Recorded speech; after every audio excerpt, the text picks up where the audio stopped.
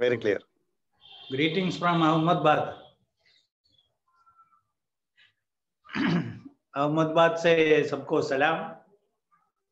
ये फरवरी महीने में हम पहली बार इधर आया, फरवरी महीने में था। तारीख मुझको इतना याद नहीं है, शायद 16 तारीख को केरला से निकले, 18 तारीख को इधर पहुंचा और 1 फरवरी में वापस इधर आके आपके साथ इधर से मुलाकात होने के लिए प्रभु ने कृपा दिया। प्रभु को धन्यवाद। आज का हमारा विषय है विदाउट, इसके बिना। सुवार्ता में यीशु मसीह लोगों के साथ बात करते समय में यीशु बोला इसके बिना, विदाउट दिस। और पत्रियों में भी ये प्रयोग हम बार बार देखते हैं।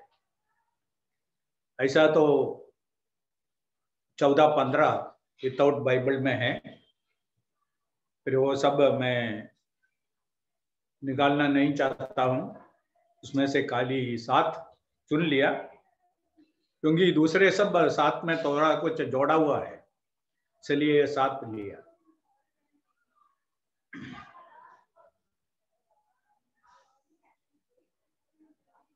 इसके बिना, विदाउट दिस, हवा के बिना हमको जी नहीं सकते, पानी के बिना जी नहीं सकते, खाने के बिना, ऐसा काफी बातें जीवन में हैं, उसके बिना नहीं हो सकता। इसी प्रकार यीशु मसीह और नया नियम के अंदर ऐसा कुछ बातें हैं, इसके बिना नहीं हो सकता। चलिए पहला हम इब्रानियों का पत्री 11:6 देखेंगे। Hebrews chapter 11 verse 6। और विश्वास बिना उसे प्रसन्न करना अनहोना है, क्योंकि परमेश्वर के पास आने वाले को विश्वास करना चाहिए कि वह है और अपने खोजने वालों को प्रतिफल देता है। Without faith it is impossible to please him, for he who comes to God must believe that he is the rewarder of those who diligently seek him।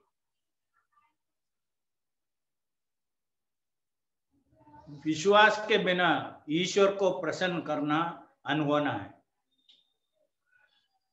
इसके बिना, इसलिए एक व्यक्ति का जीवन में ईश्वर के साथ जोड़ते समय में, ईश्वर के पास आते समय में उनको विश्वास होना है ईश्वर है।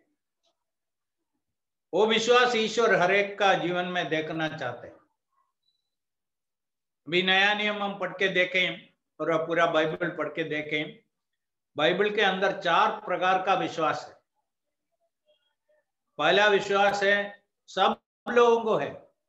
हम बोल सकते हैं इस विश्वास के आधार पर दुनिया में कोई अविश्वासी नहीं है। इसको हम कहते हैं इंटेलेक्चुअल फेथ, भौतिक विश्वास। हम एक डॉक्टर के पास जाते हैं, विश्वास से जाते हैं। जो दवा लेते हैं वो विश्वास से लेते हैं। वो नर्स इंजेक्शन कर देती हैं, वो हम विश्वास से लेते हैं। हम एक होटल में जाके खाना खाते हैं, विश्वास से है। और एक रिक्शा में बैठता है, हमको विश्वास है ये रिक्शा वाला सही जगह में हमको पहुंचाएंगे, और उनको भी हम पर विश्वास है। उधर पहुंचने के बाद जितना किराया हुआ ये मुझको मिलेगा। इसलिए विश्वास के साथ ही जीवन है। विश्वास के बिना कोई इस दुनिया में जी नहीं सकता। कभी कभी बैंक में भी ऐसा है, हमको कुछ रिसिप्ट नहीं मिला है तो उन लोग बोले विश्वास रखो, हमको विश्वास रख के आना पड़ेगा। ऐसा बहुत बातें दुनिया में है, हमको विश्वास के साथ ही जी सकते हैं। इसलिए पहला लेवल का विश्वास में दुनिया में कोई विश्वासी का फर्क नहीं है, सब विश्वासी है। This is called intellectual faith. याकूब का पत्री में हम इसके बारे में पढ़ते हैं। जेम्स 2:19।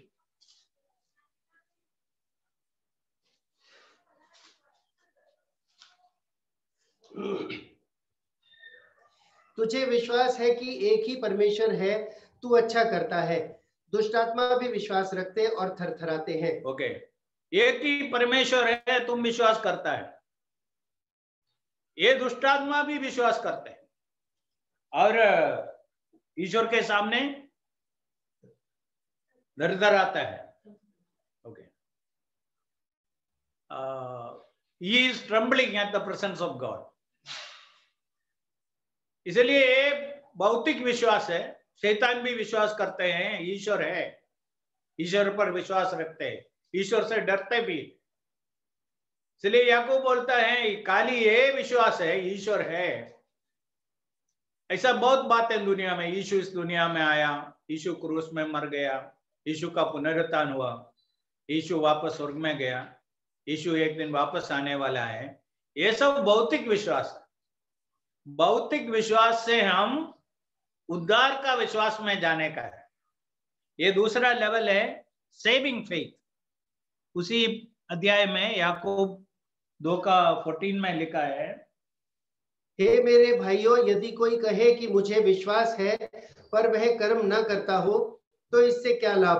क्या ऐसा विश्वास कभी उसका उद्धार कर सकता है? ओके, ऐसा विश्वास कभी उसका उद्धार कर सकता है? एक सवाल है। खाली विश्वास करता बोलता है, पर जीवन में कुछ फर्क नहीं है। इसलिए हम आगे देखेंगे मसीह विश्वास जीवन को पूरा परिवर्तन कर देता है, जीवन का लाइफस्टाइल को बदल डालता है, जीवन का प्रायोरिटी को बदल डालता है। यह है मसीह विश्वास। इसलिए जब प्रभु यीशु मसीह पर एक व्यक्ति पूरा जानकारी होने के बाद, पहला इंटेलेक्चुअल फेथ होना है, यीशु कौन है, यीशु मेरे लिए क्या कर सकता है, यीशु पर विश्वास करने से क्या मिलेगा, यीशु मेरा पाप का क्षमा पूरा कर सकता है क्या, यीशु ही बचाने वाला है, ऐसा भौतिक विश्वास होने के बाद हम उद्धार के लिए यीशु मसीह के हाथों में हमारा जीवन देते हैं। यह है उद्धार के लिए विश्वास। So saving faith, so intellectual faith should lead us to saving faith.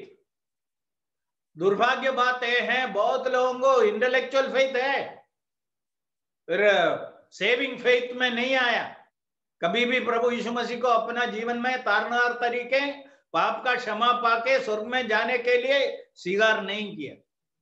So this is called saving faith. इसके साथ जोड़ के बहुत कलम पढ़ने का है, फिर समय चले जाएगा, इसलिए मैं उसमें नहीं जाता हूं। तीसरा विश्वास है डॉक्ट्रिनल फेथ। यहूदा का पत्री उसका तीसरा कलम में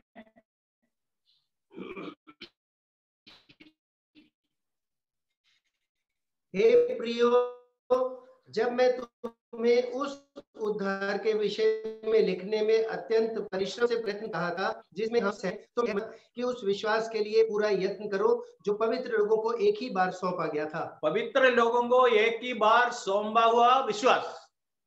ये क्या विश्वास है? डॉक्ट्रिन्स, उपदेश, सच्चाइयां, पवित्र लोगों को दिया हुआ सच्चाइयां। इसमें बहुत बातें हैं। हमारा security of our salvation, indwelling of the Holy Spirit, or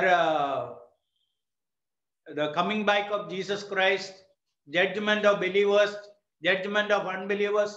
Like that you can make many doctrines, अलग अलग उपदेश। ये पवित्र लोगों के लिए एक ही बार दिया हुआ है।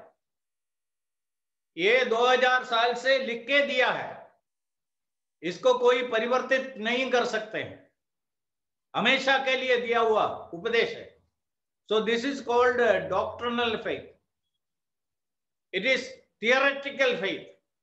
हम बाइबल से जानकारी पाते हैं इस विश्वास में, ये आत्मिक जीवन में हमको क्या क्या बातें मानना है, नहीं मानना है, उसके बारे में जानकारी हो। So that is called doctrinal faith. Fourth is practical faith.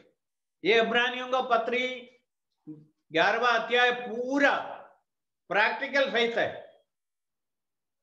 जीवन का अनुभव हर दिन में एक व्यक्ति विश्वास में कैसा बढ़ते हैं, अनुभव करके प्रभु को कैसे उत्तम है, ये अपने व्यक्तिगत जीवन में अनुभव करके देखते हैं। This is called a practical faith. वो लंबा समय के लिए हमारा पूरा जीवन काल में हम अनुभव करना है।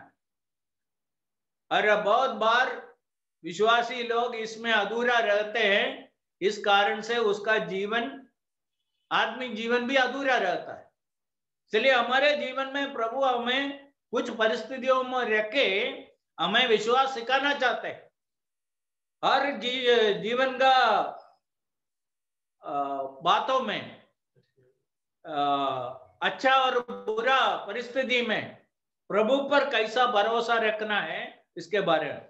इसलिए इब्रानियों का पत्री 11वां अध्याय पूरा इस विश्वास के बारे में, प्रैक्टिकल फेथ। इसलिए ईश्वर के पास आते हुए व्यक्ति विश्वास करना है, ईश्वर है, परमेश्वर जीवित है, जिंदा है, देखते हैं, सुनते हैं, जानते हैं, समझते हैं, करते हैं, ये सब हमको जानना है, समझना है, विश्वास करना है। मेरे लिए एक परमेश्वर है, वो मेरा बात सुनने वाला है, मैं उनके पास जा सकता हूं, मुझको समझ सकते हैं, मुझका जरूरत पूरा कर सकते हैं, मेरे साथ रह सकता है, ये सब विश्वास करना है। और दूसरा बात हमने क्या इधर देखा, 11:6 में, हिब्रूज चैप्टर 11 वर्स 6। और विश्वास बिना उसे प्रसन्न करना अनहोना है, क्योंकि परमेश्वर के पास आने वाले को विश्वास करना चाहिए कि वह है और अपने खोजने वालों को प्रतिफल देता है। खोजने वाले को प्रतिफल देने वाला। देखो, ईश्वर को ढूंढना व्यर्थ नहीं है। ईश्वर हमारा खोज का बदला देने वाला है, प्रतिफल देने वाला है। इसलिए ऐसा विश्वास भी हमको होना है। ये ईश्वर विश्वासियों की ईश्वर है, ये मेरा जीवन को बराबर देखते हैं, और यदि मैं उनको सही उद्देश्य के साथ ढूंढता है, वो जरूर मुझको प्रतिफल देने वाला है। इसलिए पहला, ये विश्वास के बिना ईश्वर कभी भी प्रसन्न नहीं होता है।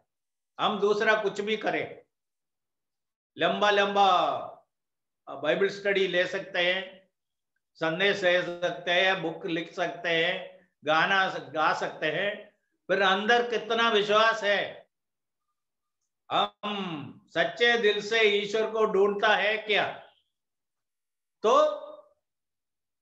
ईश्वर अंदर का बात देखते हैं, अंदर कितना विश्वास है, ये इंपॉर्टेंट है। अभी मैं इधर ये बाइबल स्टडी लेने से थोड़े समय पहले मेरे पास जितना लेटर्स आया था वो सब देख रहा था।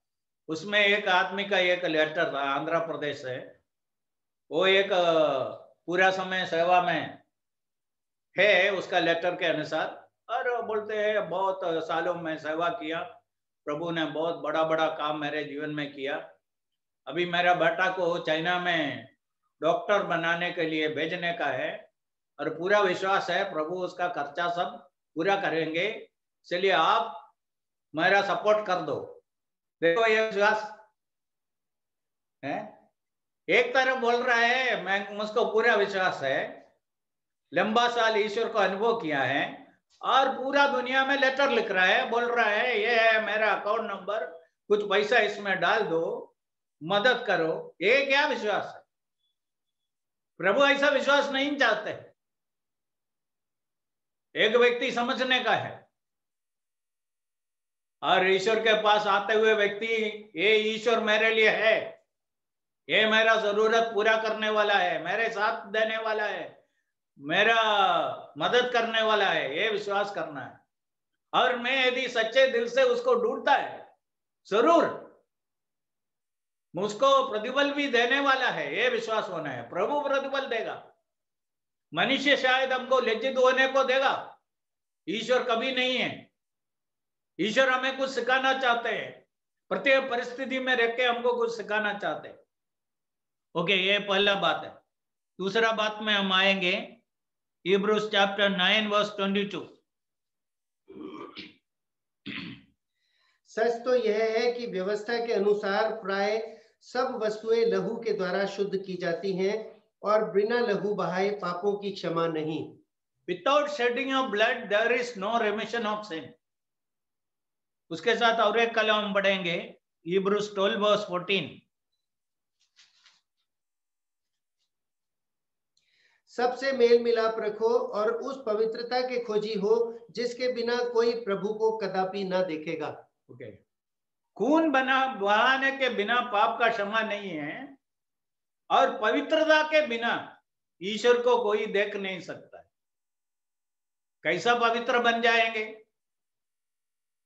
और इस पृथ्वी के अंदर हमारा पापों को धो डाल के हमें पवित्र बनाने के लिए एक ही रास्ता है, एक ही उपाय है, वो यीशु मसीह का पवित्र खून है। उस खून से हमें धो के ईश्वर पवित्र बनाते हैं। अरे इसलिए इधर ये दो है विदाउट, मैं दोनों को एक कर दिया। दूसरा है, पवित्रता के बिना ईश्वर को कोई देख नहीं सकते। स्वर्ग में जाने का बात तो सही है, हम ईश्वर के पास पहुंचने का बात खून से हमें धो के पवित्र बनाने के कारण है। दूसरा बात, इस पृथ्वी में जब हम रहते हैं, ईश्वर के साथ हमारा बराबर संगति होना है, मुलाकात होना है, तो हमको हमारा जीवन पवित्रता में रखना पड़ेगा। दूसरे लोगों के साथ शांति से जीने के लिए सीखना पड़ेगा। और यदि कुछ बात हुआ, हम उसका समाधान नहीं किया, फिर आके प्रार्थना करता है, उसका कुछ मतलब नहीं है। नहीं, यीशु ने जो प्रार्थना सिखाया उसमें ऐसा है, जैसा हम हमारा अपराधियों को जैसा हम हमारा अपराधियों को क्षमा किया, वैसा हमारा अपराधों को क्षमा करें। किसका अपराध क्षमा हो जाएंगे? कितना बातें दूसरे के साथ क्षमा कर नहीं करके रखा है, रख छोड़ा है, फिर आके ये तोता के जैसा बोलता है, जैसा हम हमारा अपराधियों के साथ क्षमा किया वैसा हमारा। उधर हुआ नहीं, इधर होने वाला नहीं। इसलिए एक विश्वासी समझने का है, हमको रोज प्रभु को मिलने का है। और यदि दिन में कुछ तकलीफ हुआ, पत्नी के साथ हो, बच्चों के साथ हो, दूसरे किसी के साथ हो, वो हमारा प्रार्थना जीवन को रोकने वाला एक बात नहीं बनने का है। ये हमारे लिए सबसे इंपॉर्टेंट है। प्रभु के पास जाना, उनके साथ संगति करना, उनके साथ समय बिताना हमारे लिए इंपॉर्टेंट है। इसलिए उसके पहले हम इसको ठीक करने का है। इसलिए खून बहाने के बिना पाप का क्षमा नहीं है। पहला यूहन्ना पहला पत्री में हम ऐसा पढ़ते हैं, यीशु मसीह का खून हमें सारे पापों से शुद्ध करता है। 7 है 9 है, ओके बढ़िया। और उसके पुत्र यीशु का लहू हमें सब पापों से शुद्ध करता है। The blood of Jesus Christ, God's Son, cleanses us from all sins। अभी समझना है, हमारा सारा पापों क्षमा होने के लिए प्रभु ने रखा हुआ रास्ता है, मार्ग है, उपाय है, यीशु मसीह का पवित्र खून। खून के द्वारा सारा पापों का क्षमा होता है। फिर बपतिस्मा कुछ लोग लेते हैं पाप का क्षमा के लिए, और बार बार प्रार्थना करते हैं, बपतिस्मा के द्वारा हमारा पाप का क्षमा हो गया। इधर वो लिखा है सारा पापों का क्षमा हो गया, एक पाप भी छोड़ा नहीं। एक व्यक्ति जब प्रभु के पास आके अपना पाप को कबूल किया, अपने जीवन प्रभु के हाथों में सौंप दिया, उधर ही उसी क्षण उसका सारा पाप, जन्म से लेके उस क्षण तक जितना पाप किया है, सारा पापों का क्षमा हो गया। इसलिए यीशु मसीह का खून बहाने का मुख्य कारण है, खून बहाने के बिना पाप का क्षमा नहीं है। Without shedding of blood, there is no remission of sin. We will go to the third, without. John 14 verse 6. This is very familiar verse.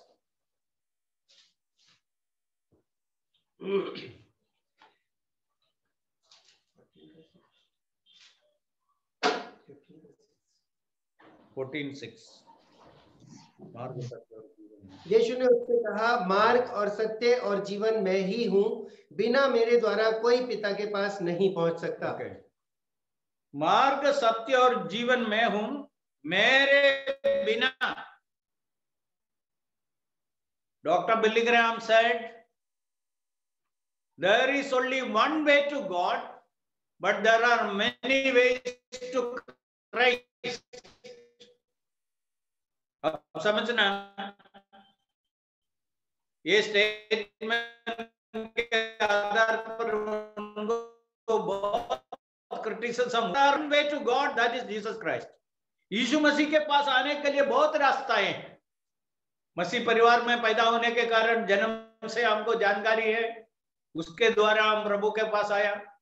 कुछ लोग ऑफिस में उसका मित्रों के द्वारा प्रभु के बारे में सुना, कुछ लोग पड़ोसियों के द्वारा सुना, कुछ लोग एक मीटिंग में किसी ने जबरदस्ती उसको लेके गया, उधर मैसेज सुना। इसलिए प्रभु के पास आने के लिए बहुत रास्ता है। कुछ लोग बाइबल पढ़ के आया, कुछ लोग कुछ पुस्तक पढ़ के आया, कुछ लोग कुछ मैसेज सुन के आया। अलग अलग रीति में प्रभु के पास आते हैं। So there are many ways to Christ, but there is only one way to God, that is Jesus Christ. हम ये कलम अच्छी तरह जानते हैं, पहला Timothy 2:5, between God and men, the man Christ Jesus.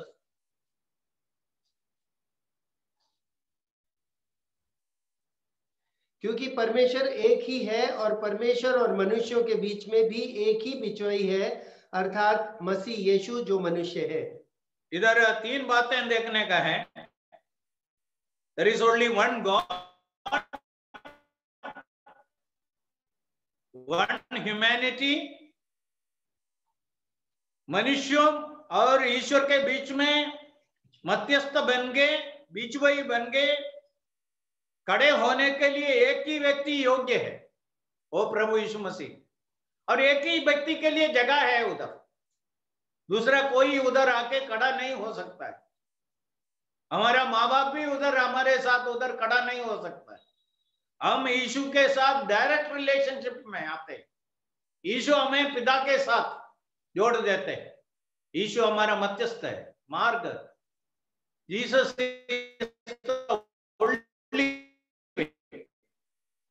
अभी ना नहीं लगता है, जैसा मैं बोला है, there is only one God, people में एक्सेप्ट, मनुष्य स्वीकार करने के लिए तैयार है। When we say that we are of one family, with a little bit difficulty, people may accept. But the third thing, there is only one way, one savior. People have their own reluctance to accept that one. To such people, I'll ask them like this, say like this: there is only one son, S-U-N, son.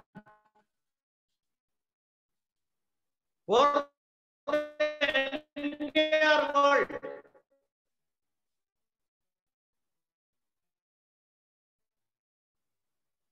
Whether you are an American or African, mankind, the same way, there is only one Savior, that is the Lord Jesus Christ. And there is only one way. This Jesus alone died for our sins. He alone can forgive our sins. He alone lives to take us to heaven. There is nobody else. So Jesus is the only way. In connection with this,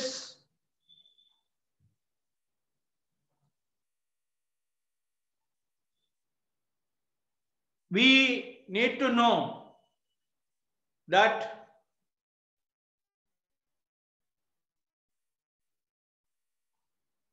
sometimes Bible becomes so narrow minded.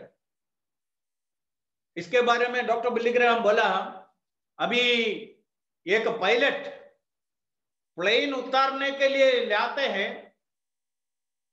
और वो एकदम नारो minded बन जाता है, क्योंकि नारो minded होने से लोगों का जीवन को बचा के रख सकते हैं।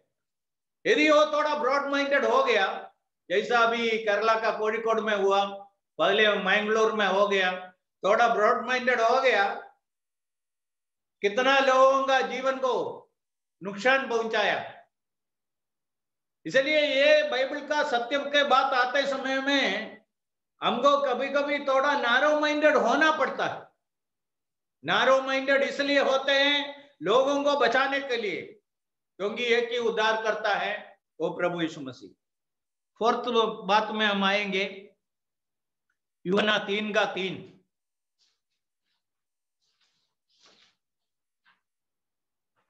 यीशु ने उसको उत्तर दिया, मैं तुझसे सच सच कहता हूं, यदि कोई नए सिरे से न जन्मे तो परमेश्वर का राज्य नहीं देख सकता। Except a man be born again, नया जन्म पाने के बिना। हिंदी ट्रांसलेशन और मलयालम ट्रांसलेशन इतना क्लियर नहीं है। ये ऐसा लिखना था, नया जन्म पाने के बिना ईश्वर का राज्य देख नहीं सकते। Except a man be born again. अरे यीशु के सामने जो बैठा है, ये व्यक्ति कौन है? बहुत बड़ा एक उपदेशक है। He is a great teacher, he is a Pharisee, he is a great leader, he has come to appreciate Christ। यीशु को अप्रिशिएट करने के लिए आया। यीशु उनको देखे क्या बोला? तुम्हारा जानकारी अच्छा है, I am happy that you have come to meet me, I am happy to talk with you, I am very much pleased। No, Jesus did not say anything of that sort। Jesus said, except a man be born again, you cannot see the kingdom of God। What is born again? Born again का अर्थ क्या है? कई बार मैं लोगों को बताता हूं, उसमें आया नया जन्म क्या है। हम भी हमारा अलमारा में पूरा तलाश किया, पुराना कुछ 500 का 1000 का नोट मिल गया। लोग सब है ना बैंक में जाके बहुत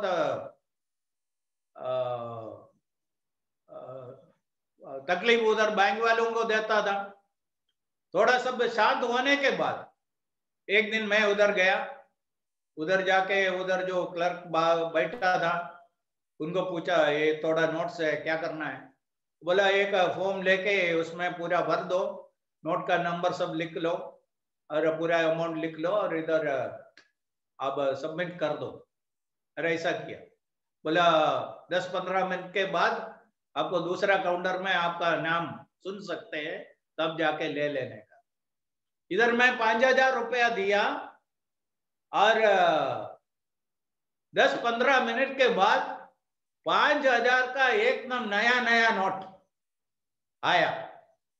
अरे इधर सरेंडर कर दिया, पुराना सब सरेंडर कर दिया, इधर से उसको नया बना के वापस दे दिया। एक आदि एक एग्जाम्पल के लिए मैं बोल दिया, सही हो रहा है। हम हमारा पुराना जीवन प्रभु के हाथ में सरेंडर कर दिया। अभी तक मेरे मर्जी के अनुसार जीवन बिताया, अभी तक ये जीवन पूरा मेरा ही था, अभी मैं जीवन पूरा आपके हाथों में दे देते। ईश्वर क्या करते हैं? उसको एक नया जीवन बना के हमको वापस दे देते हैं। ये नया जीवन दुनिया में जियो, बाकी जीवन इसके लिए जियो बोल के प्रभु हमको एक नया जीवन दे देते। इसके साथ जोड़ा हुआ कई बातें बाइबल में हैं, थोड़ा अलग भाषा में बोला है। वो हम खाली पढ़ के छोड़ देंगे। मरकुस का मत्ती का सुवार्ता 18:3। और कहा, मैं तुझसे सच कहता हूं कि जब तक तुम ना फिरो और बालकों के समान ना बनो, तुम स्वर्ग के राज्य में प्रवेश करने नहीं पाओगे। ओके, ट्रूथ है, except you are being converted, you cannot end। Convert होना है, बदलना है। इंग्लिश में शब्द अच्छा है, एक्सेप्ट यू बी कन्वर्टेड। और मैं बताना चाहता हूं 2 प्रकार का कन्वर्शन दुनिया में होता है। एक है रिलीजियस कन्वर्शन, एक धर्म को छोड़ के लोग इस धर्म में आते हैं, ये गलत है। ऐसा करने से कोई फायदा नहीं है। फिर दूसरा कन्वर्शन है रियल कन्वर्शन, लाइफ कन्वर्शन। जीवन पूरा बदल जाता है। प्रभु ये करना, milk we do it in the other milk, the same way God changes a sinful man to a saint. That God alone can do that. That is what conversion is. Jesus changes our life. Then we read Luke 13:3 and 5. Luke 13 का 3 और 5।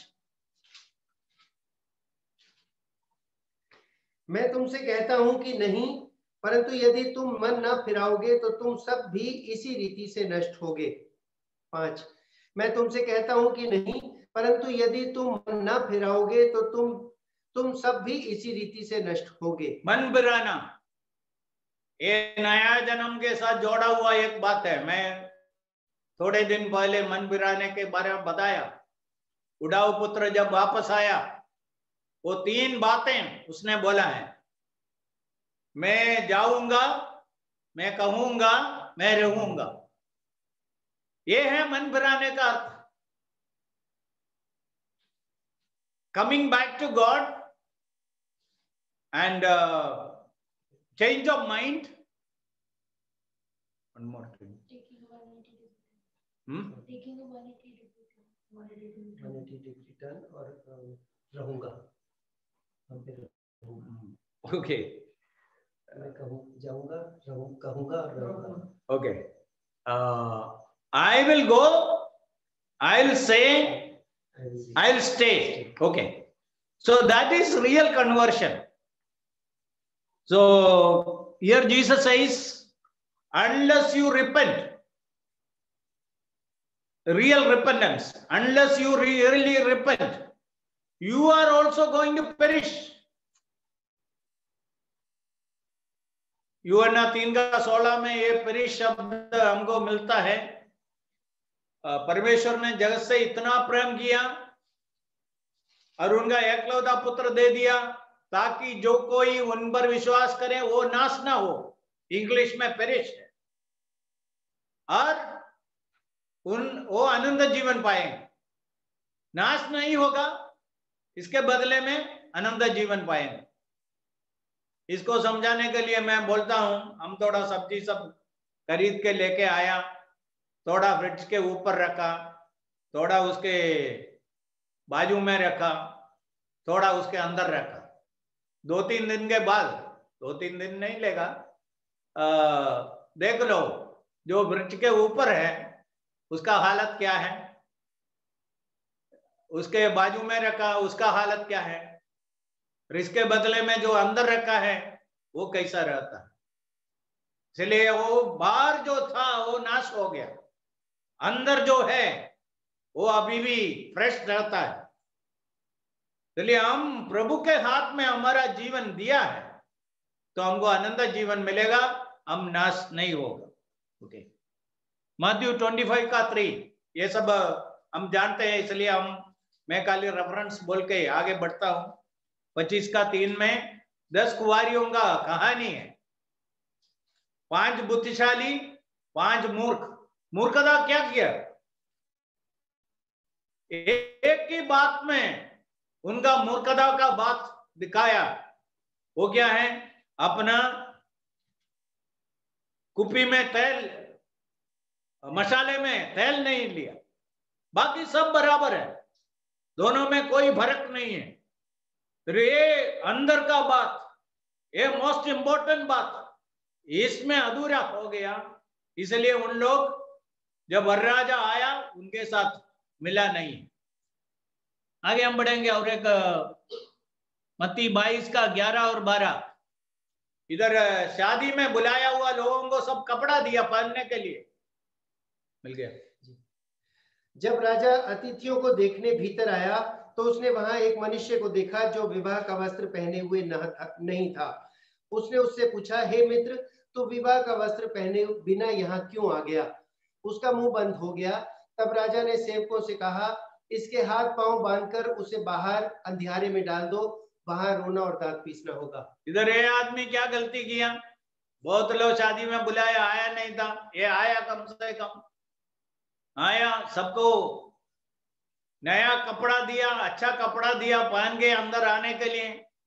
ये क्या सोचा, मेरा कपड़ा बहुत अच्छा है, ये चलेगा, फिर ये जो नया मिला है वो नया रहेगा, आज क्यों भरने का है, अभी क्यों भरने का है, ऐसा अंदर गया।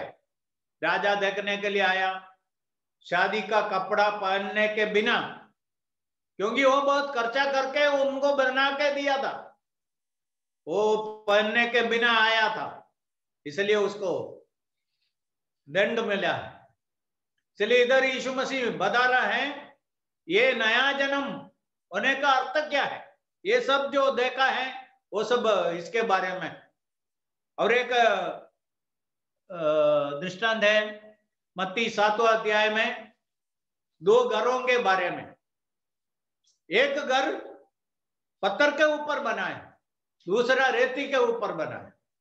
बाहर से देखने वाले को मालूम नहीं पड़ेगा, दोनों घर बराबर है, और वो पत्थर के ऊपर बनाया है, रेती के ऊपर बनाया, मालूम नहीं। अभी केरला में एक जगह में बहुत बड़ा बड़ा बंगलो दिखा के एक आदमी मुझको बताया, आपको मालूम है ये घर सब कहाँ बना के रखा है?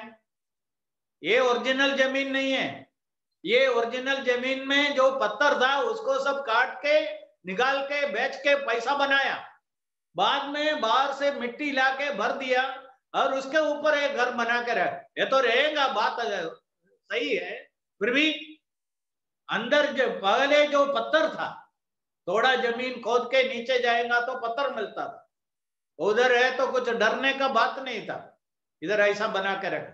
इसलिए बाहर से देखने वाले को मालूम नहीं है ये कहाँ खड़ा है। फिर एक एक व्यक्ति समझना है, जो प्रभु यीशु मसीह जो युग का पत्थर है वो हमेशा रहने वाला है, बदलने वाला नहीं है। उनके हाथों में मेरा जीवन सुरक्षित है, मैं उनके साथ जोड़ा है क्या, ये मुख्य बात है। This is very important. इसलिए ये सब बातें यीशु मसीह एक ही विषय के बारे में बता रहा है, नया जन्म हो और मन फिराना हो और कन्वर्शन हो और शादी का विवाह का कपड़ा पहनने का बात हो और कुप्पी में तेल लेने का बात हो और घर पत्थर के ऊपर बनाने का बात हो, ये सब एक सच्चाई प्रभु बार बार सिखाना, लोगों को अलग अलग भाषा में सिखाना चाहता। तो आखिरी में इसके बारे में हम बोल सकते हैं, without being born again no one can enter into the kingdom of God. नया जन्म पाने के बिना ईश्वर के राज्य में कोई जा नहीं सकता है। और इधर है ना, आजकल लोग सिखाते हैं, बहुत चर्चस ये गलती सिखाते हैं, करते हैं, क्या है? बैप्टिस्मल रीजनरेशन।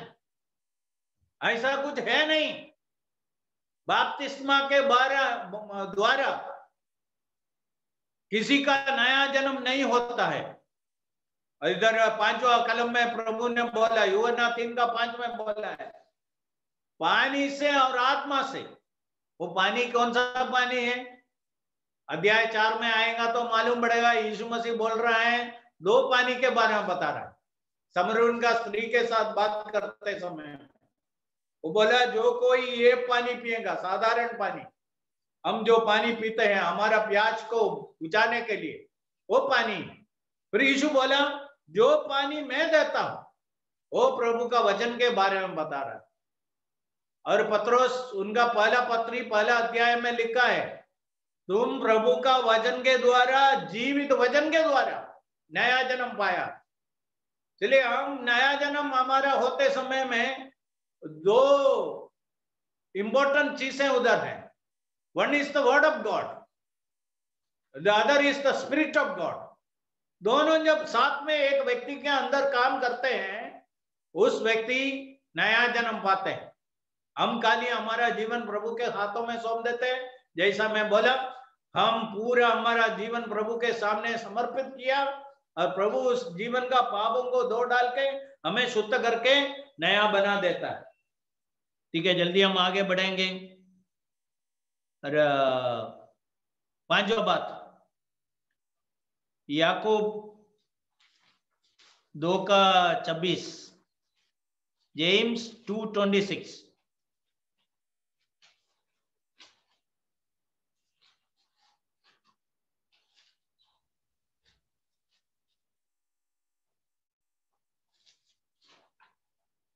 अतः जैसे देह आत्मा बिना मरी हुई है, वैसा ही विश्वास भी कर्म बिना मरा हुआ है।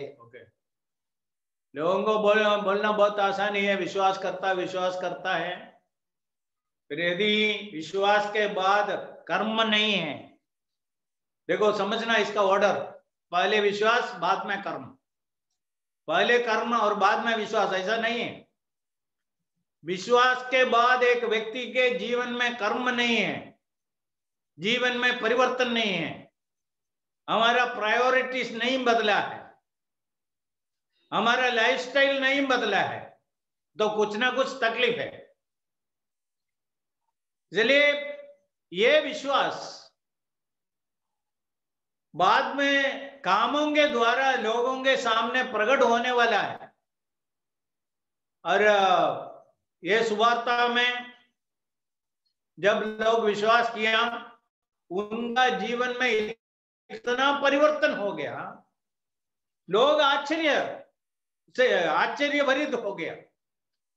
ऐसा एक कहानी में कई बार बोला है, और आप में से कुछ लोग एक से अधिक बार सुना होगा। अफ्रीका में एक छोटा घर के सामने एक नीग्रो, एक अफ्रीकन बैठ के बाइबल पढ़ रहा था। उधर से अफ्रीका के बारे में स्टडी करने के लिए, रिसर्च करने के लिए एक व्हाइट मैन जा रहा था। व्हाइट मैन उनको देख के पूछा, क्या आप बाइबल पढ़ रहे हैं, ऐसा पूछा। और उस नीग्रो क्या किया, उसके घर एक पहाड़ के ऊपर था, उसको बोला मेरे साथ थोड़ा आगे आओ, उसको लेके गया और बोला इधर से नीचे देखो। देखा, और क्या देखा, मनुष्यों का हड्डियां देखा। और बोला ये पुस्तक आने तक हम तुम्हारे जैसा मनुष्यों को खाता था। यदि ये पुस्तक हमारे पास नहीं आया, अभी तुम हमारा खाना बन जाता, तुमको आज हम मार डाल के खाता था। हम ऐसे लोग, ये मनुष्य ही है, गोरा हो काला हो, सब मनुष्य है। हम ये पुस्तक के द्वारा हमारा जीवन बदल गया, हमारा काम बदल गया। चलिए, गॉस्पेल, सुवार्ता, मसीह विश्वास जीवन में परिवर्तन लाता है, जीवन बदल डालता है। मैं थोड़े दिन पहले कुछ लोगों को केरला में बताया, एक बार हम इधर से केरला जाते समय में ट्रेन में कुछ मुसलमान लोग बॉम्बे से बैठ गए, और वो आदमी वो ऊपर का बर्थ लेके उसमें से एक जन फोन में इतना गालियां देता था और सुन के बैठना बहुत तकलीफ था। फिर हम उन लोग एक बहुत ग्रुप में है, इसलिए क्या कर सकते हैं ऐसा सोच रहा था। और थोड़े समय के बाद उनका ये नमाज है, नमाज का समय आया। फिर मुझको बोला आप ये सीट से थोड़ा आगे बैठो, हमको ये सीट में नमाज करने का है। और उधर कर रहा था। ये सब पूरा होने के बाद मैं उनको पूछा, अभी आप इधर नमाज कर रहा है, ऊपर क्या कर रहा था है? आप इतना गंदा गंदा भाषा बोल रहा था, अभी तुरंत उतर के इधर आके प्रार्थना कर रहे हैं, दोनों चलेगा क्या? और उसने क्या पूछा मालूम है? आप एक प्रीस्ट है क्या? कब तक है उनके साथ बात भी नहीं किया, कुछ नहीं किया, तब उसको मालूम हो गया। और परिणाम क्या हो गया मालूम है? केरला तक जो स्टेशन में उसको उतरना है उधर तक उनमें से एक व्यक्ति पहले जो शब्द बोलता था बोलना बंद कर दिया। कहने का मतलब जीवन में परिवर्तन होता है, या दोनों साथ में नहीं चलेगा। बहुत लोग ऐसा सोचता है, संडे के दिन क्रिश्चियन है, बाकी 6 दिन कैसा है, कैसा भी जी सकता है, इसमें क्या है, ऐसा सोचते हैं। अभी जो कोरोना के वजह से ईश्वर सारे चर्चेस को बंद करके रखा है, लोगों को बहुत सीखने का है। और लोग कैसे प्रभु का दिवस को मानता था, इसको इम्पोर्टेंस देता था, कुछ महत्व देता था, कैसा आता था, कैसा बैठता था, क्या पाता था, वो सब देखने का बात। ठीक है, मुश्किल से 4-5 मिनट बाकी हैं। और 2 बात और हैं, इब्रानियों का पत्री 12:8। यदि वह ताड़ना जिसके भागी सब होते हैं तुम्हारी नहीं हुई तो तुम पुत्र नहीं पर व्यभिचार की संतान ठहरे। यदि तुम पुत्र है, ताड़ना के बिना जी नहीं सकता है। ईश्वर का डिसिप्लिन तुम्हारे जीवन में होगा। मैं मेरा बच्चों को डिसिप्लिन कर दिया, मेरा पड़ोसी का बच्चा को डिसिप्लिन करना मेरा काम नहीं है। एक ही बार कुछ बोल सकता है, वो बोलेंगे you mind your own business, तुम जाके तुम्हारा काम करो, तुम्हारे ये सब तुम्हारे घर में चलेगा। और even my own grand daughter in Kerala में जब आके आया, बोला you don't tell me what to do and what not to do, that my parents will do. You know, I am a grandfather, still that girl was talking to me like that. Okay, so this will happen. So if we are God's children, God's sons and daughters, God will discipline us. We should have the preparedness to accept that one. Now, when our parents were disciplining us, we didn't like it. I didn't like it. When I was disciplining my children did not like it. That's a common thing. But after many, many years, they will understand the value of discipline. So God will discipline his children. Without discipline, you are not a child of God.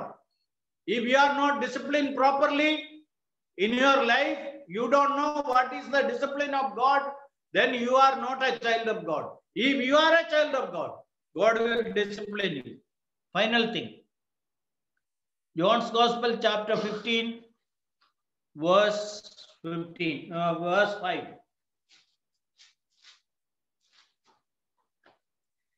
मैं दाखलता हूँ, तुम डालियां हो, जो मुझ में बना रहता है और मैं उसमें, वह बहुत फल फलता है, क्योंकि मुझसे अलग होकर तुम कुछ भी नहीं कर सकते। Without me you can do nothing. शायद हिंदी भाषा और अच्छा है। मुझसे अलग होकर तुमको कुछ नहीं कर सकता है। अभी देख लो, समझना है, ये प्रभु का सेवा, प्रभु का काम, ये प्रभु का ही है, प्रभु करते हैं। We are only laborers together with him. We are his co-workers. That's all. और इसमें क्या करना है? हम उनके साथ जोड़ के रहने का, अलग होके नहीं रहने का। सो प्रभु बोलता है without me you can do nothing, और इसका थोड़ा उल्टा करके बोलेगा तो with me you can do many things. अभी तक जो मिशनरी लोग जो किया है, प्रभु पर भरोसा रख के, प्रभु पर निर्भर होके जो किया है, ये इसका रहस्य इतना ही है। उन लोग साधारण लोग था, ordinary people did extraordinary things because they worked with God. With me you can do many things, without me you can do nothing. पौलुस फिलिपियों का पत्री जब पूरा करते समय में ऐसा बोला, I can do all things through Christ who strengthens me. मुझको बल देने वाला प्रभु के द्वारा मैं सब कुछ कर सकता हूं। और प्रभु पौलुस का जीवन को देखेंगे तो हम पूछेंगे, इतना एक व्यक्ति कैसा अकेला कर सकता है? How one man can do so many things. Even in the prison, he is teaching, preaching, writing, and doing many things all alone, even in difficult situations of life. So here the Lord Jesus is teaching, without me you can do nothing. So we have seen some 7 important without from the word of God. I am sure that God has spoken to us. May the Lord bless these words.